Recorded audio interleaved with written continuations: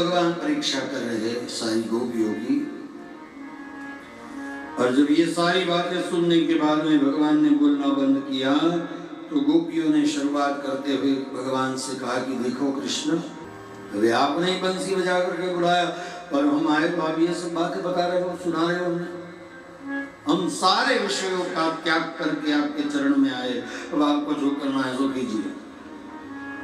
जब ये बातें गोपी जनों ने बताई तो भगवान ने कहा ठीक है, चलो अभी मैं आपको वो रास का आनंद दूंगा, चलिए आप रास के लिए तैयार हो जाइए। जब कहा कि रास के लिए तैयार हो जाइए, सारी गोपियां रास के लिए तैयार हो गई, गोलाकार में खड़ी रहने लगी, लेकिन आपस में बातें करने लगी। ये कृष्ण भले ही कहे कि अपने पति की सेवा करो, सास ससुर की,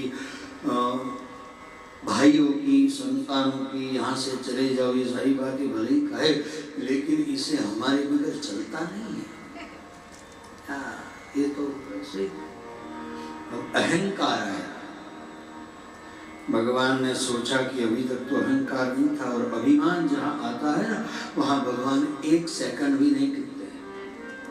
और जैसे ही गोपियों को अहंकार आया, तुरंत भगवान वहां से, यहाँ भागवत में लिखा है, और भगवान अंतर्ध्यान हो गए। भगवान कहते हैं कि जहाँ अहंकार है वहां मैं नहीं, और जहाँ मैं हूं वहां अहंकार नहीं। भगवान तो वहां से निकल गए। यहाँ तो सारी गोपियां इतनी परेशान हो गई, इतनी परेशान हो गई। कैसी परेशानी? जैसे जल में से मछली को बाहर निकाला जाए, और जैसी स्थिति मछली की होती है वैसी गोपियों की स्थिति हुई। सारी गोपियां एकत्रित हुई और सोचने लगी कहाँ गया होगा। यहाँ सुखदेव जी महाराज ने कहा कि भगवान तो चले गए, लेकिन अकेले नहीं गए, एक गोपी को साथ में लेकर के गए।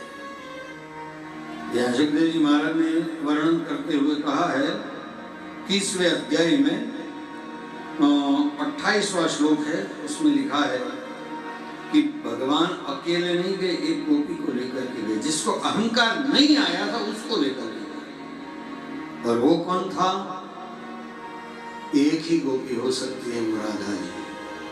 इसलिए यहाँ लिखा है कि अनया राधितोरणम, स्पष्ट शब्दों में उच्चारण नहीं किया है, क्योंकि सुखदेव जी महाराज के गुरु राधिका जी है। पर हमारे यहाँ परापूर्व से एक परंपरा रही है कि शिष्य अपने गुरु महाराज का नाम नहीं लेते। लेकिन इसलिए नाम नहीं लेते थे कि जिसका नाम है उसका नाश।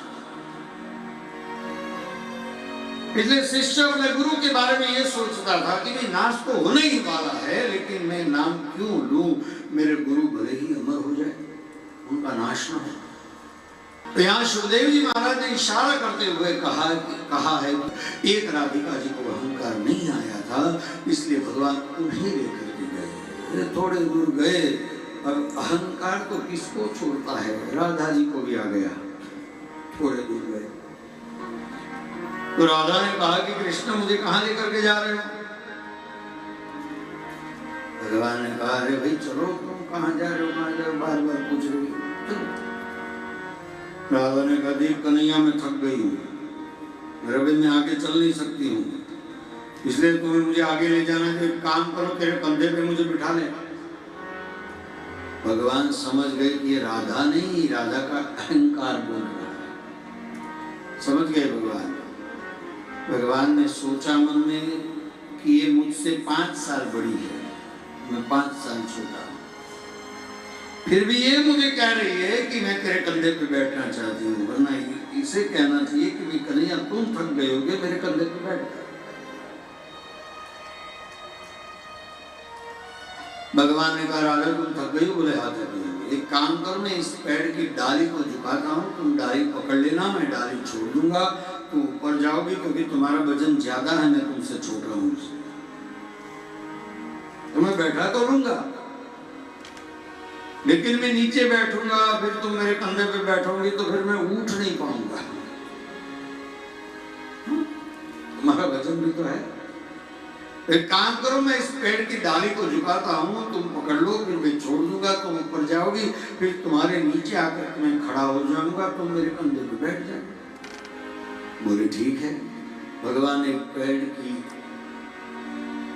डाली को झुकाया और जैसे ही डाली को झुकाया, राधा जी ने जैसे ही डाली पकड़ी, भगवान ने छोड़ी, राधा जी ऊपर गए डाली के साथ। और राधा जी ऊपर गए और राधा जी ऊपर लटक गए और भगवान वहां से छटक गए। राधा जी ऊपर से बूम लगाने लगी, कन्हैया कृष्ण कहाँ हो, कहाँ हो।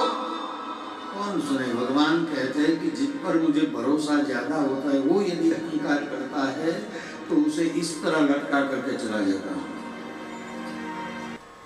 भगवान चले गए, राधा जी चिल्ला रहे कि मुझे नीचे उतारो, मैं गिर जाऊंगी, मेरा पैर टूट जाएगा। कौन सुने। भगवान तो चले गए।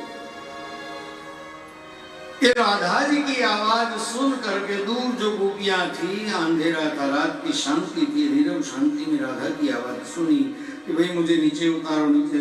सारी गोपियां आवाज की दिशा में दौड़ती हुई जहां राधा जी लटके हुए थे वहां आई। आकर के गोपियों ने कहा कहाँ गया।